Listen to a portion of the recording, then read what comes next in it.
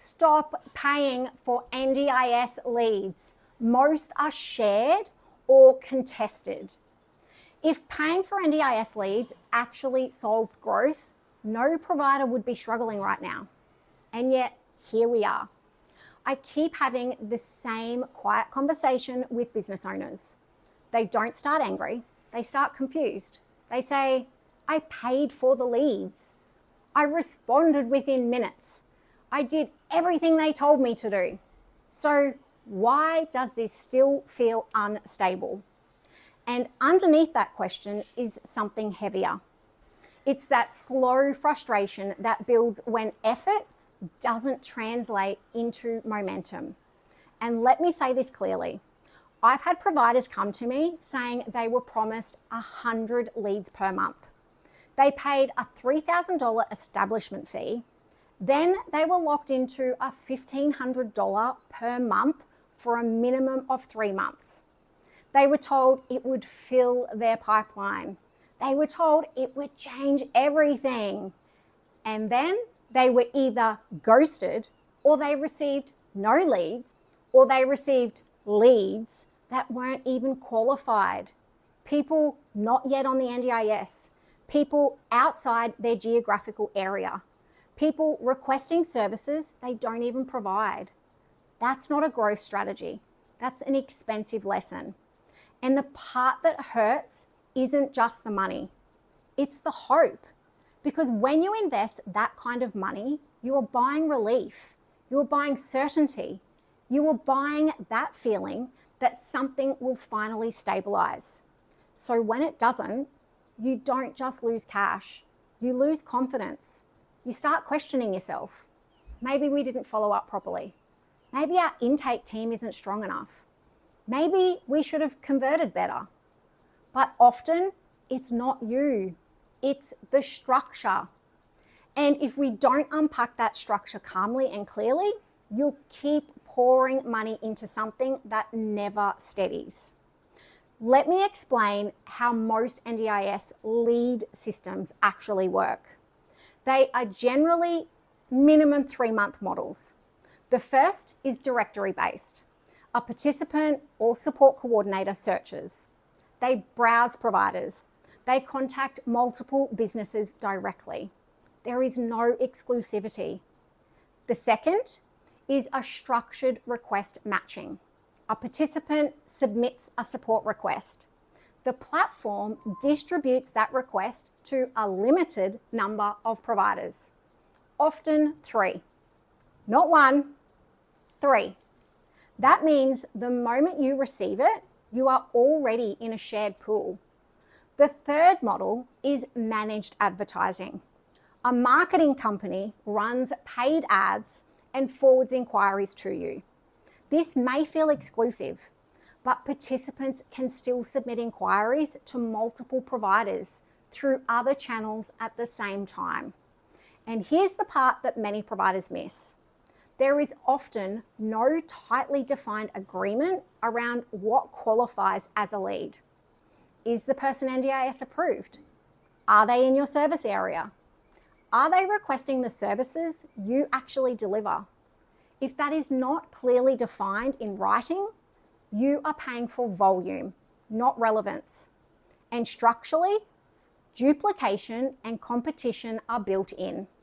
This isn't a glitch, it's the design. And here's where this becomes expensive. You pay the establishment fee. You commit to the monthly spend. You build projections around those promised numbers. 100 leads per month. You start forecasting growth. You think about hiring, you think about expansion. Then reality hits. 5 inquiries, maybe 10 if you're lucky. Half of them uncontactable. Some not even eligible for the NDIS yet. Some in completely different regions. And others asking for services that you don't offer, and you're still locked into the contract. Auto renew clauses, minimum 3-month terms, no refunds. So now you're not just disappointed, you're carrying financial drag. Your intake team is chasing dead ends. Your admin team is logging conversations that go nowhere. Your margin is thinning, and the quiet pressure builds. Because instead of stabilizing your business, you've added volatility. And volatility is exhausting. It forces reactive decisions, more marketing spend to compensate, more chasing, more pressure. But your fundamentals haven't strengthened. They've stretched. And the most dangerous part, you start believing this is normal, that this is just the cost of growth.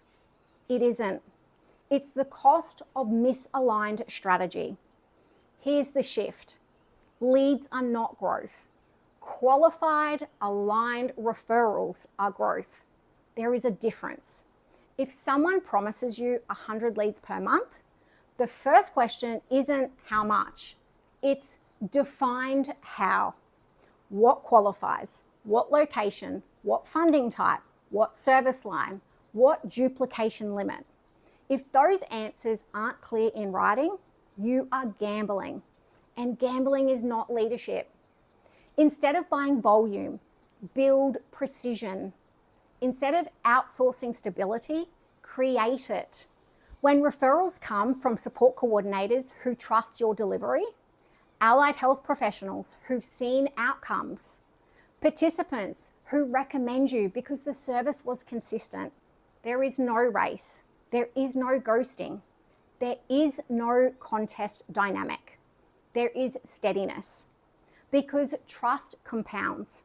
Instead of competing on speed, you compete on substance.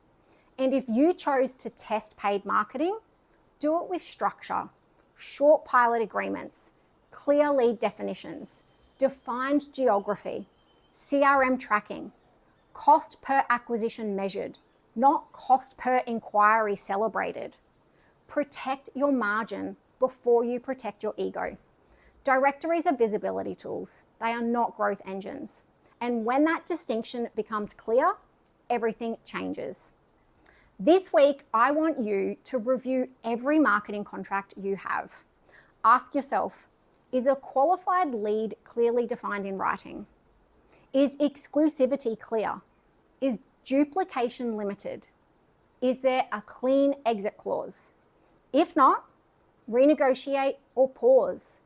Do not sign another service agreement based on volume promises alone, because stable businesses are not built on inflated lead numbers.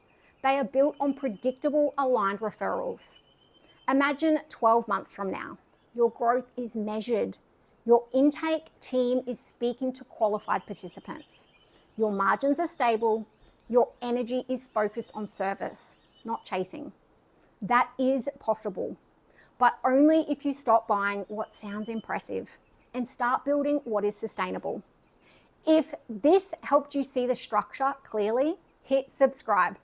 I'll keep walking you through how to grow a disability business with strength, stability, and strategy. You don't need 100 leads. You need the right ones, and you need a system that protects you.